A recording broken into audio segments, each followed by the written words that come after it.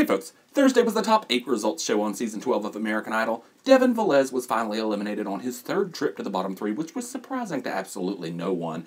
Now, there appears to be a new feud brewing, and surprise, surprise, it involves Nicki Minaj. Can this woman get along with anybody? I mean, she's had more feuds than Lindsay Lohan's got mugshots. Well, apparently she wasn't happy about the way Devin talked about her to the press after getting eliminated, so she threw a little Twitter tantrum, but more about that later. The group performance this week was the top 8 singing old-time rock and roll, and they better get used to it because the top 7 will be singing some old-time rock and roll next week when the theme is classic rock with no ballads allowed. They'll probably find some loopholes though, because I'm not sure who's deciding what's classic and what's considered a ballad, but if this group performance was any indication of what we can expect for next week, it is going to be hilarious. The Ford music videos have now been replaced this season with pointless weekly missions in which the contestants are sent out to perform different tasks. And this week's mission was the gift of song. The top 8 went to a school to teach a group of children how to sing Home by Philip Phillips. I don't know if these contestants are the best ones to give singing lessons, but at least they had an easy song to work with, because a song that even Philip Phillips couldn't screw up should be a pretty simple task for a classroom full of kindergartners. You know what next week's mission should be, though? The gift of acting. And they could send the top 7 for some acting lessons, because when they were in those little Ford Fiestas on the way to that school talking about how excited they were, I didn't believe a word they said. Mariah Carey is a more convincing actor than these kids. Okay, well, maybe that's a little bit extreme, but still. 3 guest performances this week. The first was Colton Dixon with his new single, Love Has Come For Me. Well, I don't know about that song, but he sounded pretty good. Looks exactly the same, though. Still has the skinniest legs that I have ever seen on a man in my life, and still looks like he has a small mammal living on the top of his head. But he sounded better than I remember him sounding when he was a contestant on the show, mainly because I didn't hear much of that whimper in his voice. Remember last season, like every performance, his voice was squeaking so bad that I wanted to spray WD-40 down his throat. So I'm glad to hear that that's cleared up, but y'all knew that he was not going to get off that stage before somebody tried to play matchmaker between him and Angie. Well, we all saw that coming a mile away. At least they'd make a better couple than Colton and Skylar Lane. Remember last year they kept trying to convince us that Colton and Skylar should be a couple, and nobody was buying it? The second guest performance was One Republic with Katherine McPhee singing If I Lose Myself. I don't think I've heard this song before since I haven't listened to the radio in like a year. The radio went out in the car and I just can't justify buying a new one. But this song sounds so familiar to me. It sounds like another song I've heard before and I just can't place it. Probably another One Republic song. They all sound alike, don't they? Anyway, I thought Katherine looked better than she sounded. I'm glad she decided to ditch that blonde hair that she was sporting a while back, because that looked just silly on her. And the last guest performance, it was Keith Urban singing Long Hot Summer. It is so weird seeing one of the judges perform, isn't it? I guess I've gotten so used to seeing them sit at the judges' table and just talk. It just seems odd to see them on stage. Like, even Mariah Carey, I've been seeing her sing since I was like a kid, but now, after seeing her do something else for a few months, seeing her on stage singing would just seem so bizarre to me.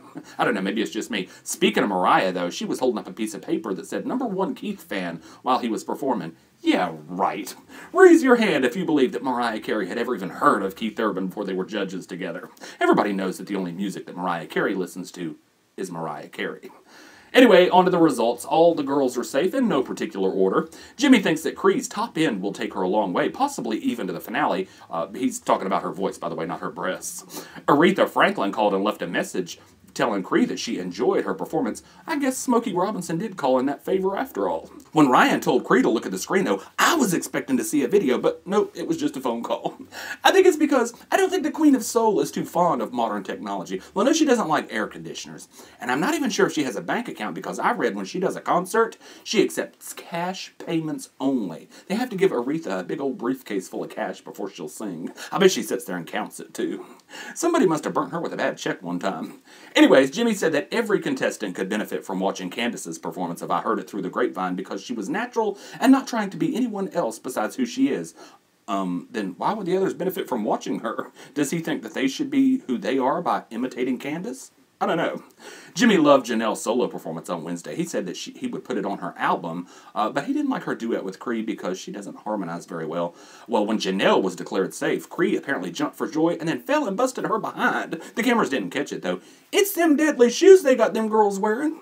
I swear, every time you look at one of these girls, they got on high heels so dang outrageous, they would make Tina Turner squeamish.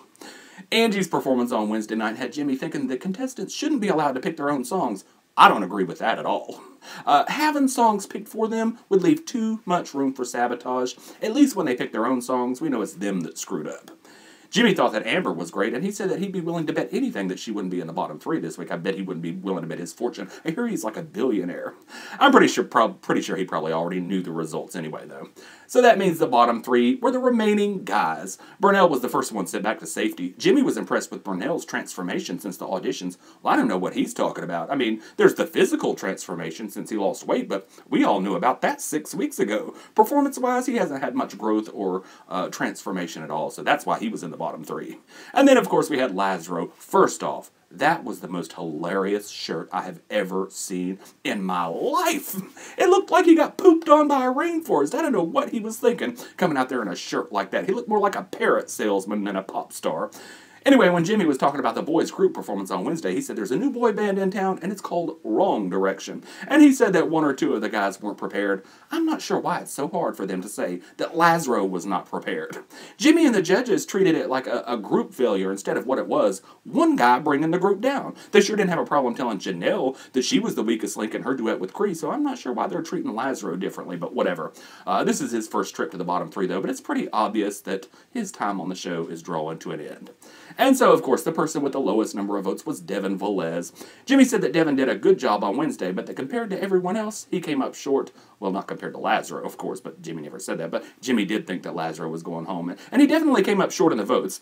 He's saying it's impossible in hopes of getting the save, but we all knew he wasn't going to get the save since he's been circling the drain for a couple of weeks now. For a minute, though, it looked like they were thinking about giving Devin the save. Everyone except Nicki gave him a standing ovation. Mariah Carey was crying and trying to rally the crowd, and the crowd was chanting, save, save, save, save. And then after stringing poor Devin along for what must have felt like an eternity, Randy revealed that they were not going to save him. I thought that was in poor taste.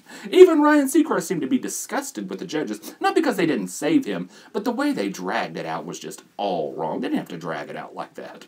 They had a little Twitter meter running, though, at the bottom of the screen, and it was about 60-40 in favor of the save. I guess it depends on what you think should get the save. If you think it should be based on the performance, it was a solid performance, but I think it should only be used for those that could possibly win, and Devin didn't have a chance of winning. Now, though, Devin has had a few colorful things to say about Nicki Minaj in his press interviews. He said Nicki Minaj is one of those characters where she has multiple personalities. She's her own person, and it's weird because you never know what you're going to get with Nicki Minaj. She could have been upset because the night before she was wearing the same colored dress as Mariah, or that she was on time. We never know, but I know that I love her as a judge. It's when she gets in the exaggerative speaking, when it's just like, oh, take it easy.